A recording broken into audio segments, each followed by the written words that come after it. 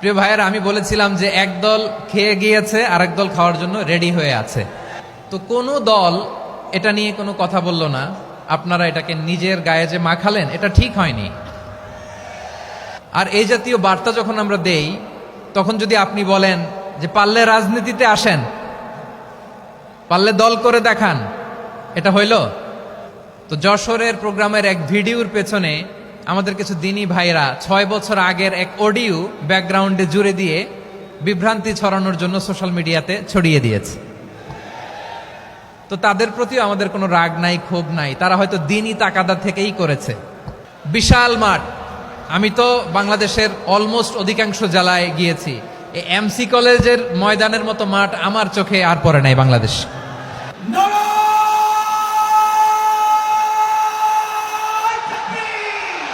দাওয়াতের ময়দানে আছে মুমিন প্রাণে আল্লামা সাঈদীর উত্তরসূরি।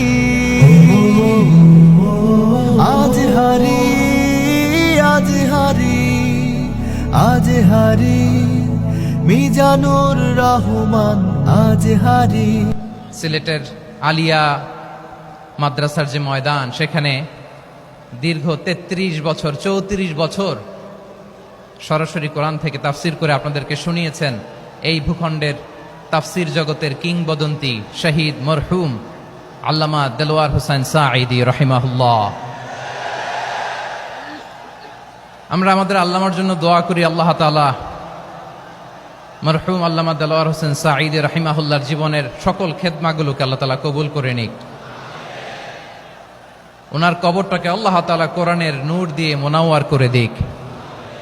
আমি আরো সৌভাগ্যবান যে আমি অত্যন্ত নগণ্য ক্ষুদ্র একজন কোরআনের ছাত্র হয়ে কোরআন থেকে যা বুঝেছি, এই কথাগুলো যখন দেশ থেকে দেশান্তরে যেখানেই যাই শোনাবার জন্য লক্ষ লক্ষ দিনী ভাইরা সেখানে উপস্থিত হয়, আলহামদুলিল্লাহ। এবং যারা আসতে পারেন না, এরকম কোটি কোটি বনি আদম পরবর্তীতে সোশ্যাল মিডিয়ার কল্যাণে তারা কথাগুলো শোনেন, আলহামদুলিল্লাহ। আবার এমনও অনেক আছে যারা আমাদেরকে পছন্দ করেন না, তারাও ডায়েরি খাতা কলম নিয়ে, মোবাইল নিয়ে, ল্যাপটপ খুলে আমাদের আলোচনা শোনেন।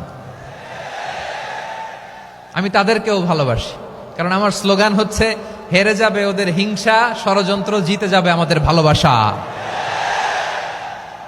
যারা আমাদের বিরোধিতা করে, আমাদের ব্যাপারে ঘৃণা ছড়ায়, তাদের জন্য আমাদের বুক ভরা দরদ আর ভালোবাসা আছে না নাই?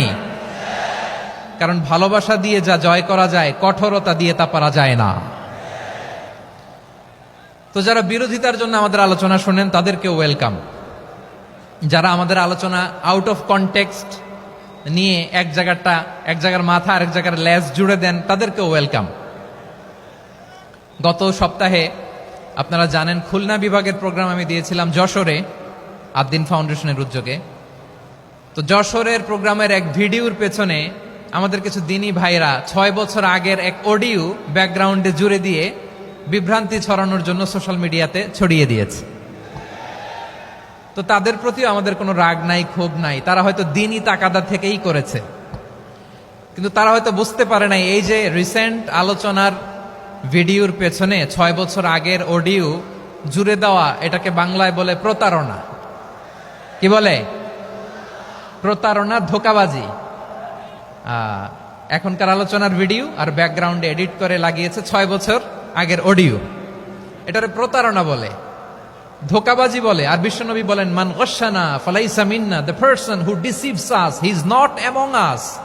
যে আমাদেরকে ধোঁকা দেয়, সে আমাদের অন্তর্ভুক্ত নয়। তো বিশ্বনবীর এই হাদিস তারা মনে রাখে না। তো এই জন্য শুধু বিশ্বনবীর প্রতি সাল্লাল্লাহু আলাইহি ওয়াসাল্লামের প্রতি সেরেফ ভালোবাসা আপনাকে বাঁচাতে পারবে না যদি বিশ্বনবীর আদর্শ আপনি গ্রহণ না করেন। তার জলজান্ত প্রমাণ, আবু তালেব বিশ্বনবীকে অনেক ভালোবেসেছেন আলাইহিস সালাতু ওয়াসসালাম। পলিটিক্যাল শেল্টার, ফিনান্সিয়াল শেল্টার, সব ধরনের শেল্টার তিনি দিয়েছেন, কিন্তু বিশ্বনবীর আদর্শ মানেন নাই। মুক্তি মিলবে? হ্যাঁ, আওয়াজ করে বলেন, আবু তালেবের কি মুক্তি মিলবে? তাহলে সেরেফ ভালোবাসা আপনাকে বাঁচাতে পারবে। ভালোবাসার পাশাপাশি বিশ্বনবীর আদর্শকে মেনে নেওয়ার দরকার আছে না নাই? তো যারা এই সমস্ত কাজ করেন আমাদের ভাইয়েরা, তাদের জন্য আল্লাহ তাআলার কাছে আমরা হেদায়েতের দোয়া করি।